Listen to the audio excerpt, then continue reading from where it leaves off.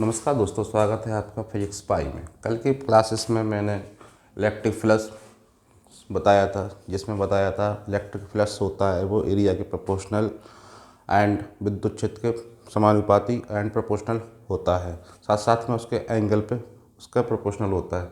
आज की जो क्लास है उसमें मैं बताऊंगा आपको गॉस की प्रमेय, गॉस की थ्योरम। गॉस थ्योरम्स ये क्या होता है, इसका सबसे पहले मैं आपको स्टेटमेंट लिख देता हूँ।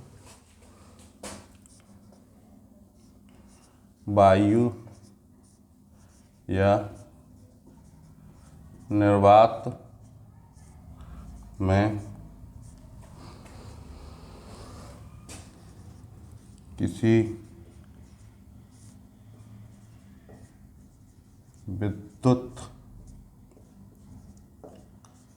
क्षेत्र में स्थित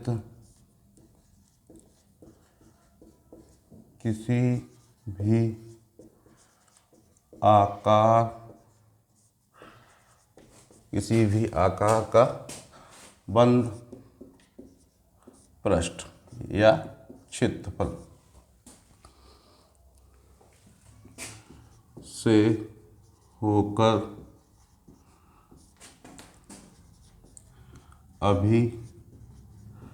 लंबवत गुजरने वाली विद्युत बल रेखाएं या फ्लक्स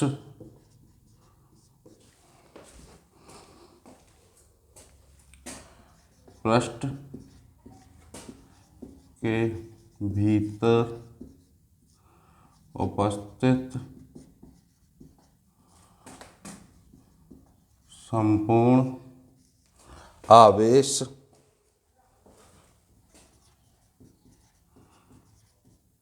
का 1/ε गुना होता है। राइट। वायु या निर्वात में स्थित विद्युत क्षेत्र में स्थित किसी भी आकार का बंद पृष्ठ से होकर लंबवत गुजरने वाली विद्युत बल रेखाओं की संख्या पृष्ठ के भीतर उपस्थित संपूर्ण आवेश का एप्सिलॉन गुना होता है। सबसे पहले हम क्रिएट कर लेते हैं क्या, एक स्मॉल एरियास या बंद पृष्ठ। सपोज मेरा बंद पृष्ठ क्या है, राइट ए है। इसके सेंटर में या इसके अंदर एक आवेश रखा हुआ है क्यू। क्यू क्या है, इस संपूर्ण आवेश का युगफल है। इस पर चार्ज रखा हुआ है प्लस, ये उसकी क्या हुई, रेडियस। अब यहाँ पे स्मॉल क्षेत्रफल या बंद पृष्ठ से होकर विलंबित गुजरने वाली विद्युत बल रेखा पृष्ठ के भीतर उपस्थित संपूर्ण आवेश का एप्सिलॉन गुना होता है। स्मॉल एरिया इसको चूज कर लिया है। इसका स्मॉल एरिया क्या है, डी एस। क्या है, डी एस। यहाँ पे एक बिंदु कंसीडर करना है जो क्या है, पी। राइट। अब पी पॉइंट पर विद्युत क्षेत्र किस ओर होगा, इसका डायरेक्शन क्या होगा, ई डायरेक्शन। राइट। एंड फ्लक्स का डायरेक्शन क्या होता है, फ्लक्स का डायरेक्शन क्या होता है, जितनी ज़्यादा फ्लक्स होगी तो विद्युत क्षेत्र की प्रोपोर्शनल होती है, समानुपाती होता है। तो फ्लक्स का डायरेक्शन क्या होगा, इस ओर।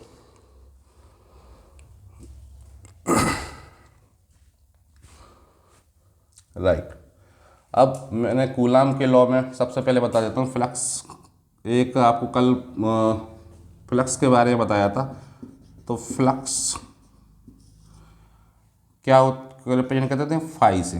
वो किसके प्रोपोर्शनल होता था, एरिया के, ये विद्युत क्षेत्र के एंड एरिया के। राइट। इक्वेशन नंबर इसको फर्स्ट मान लेना है। And coulomb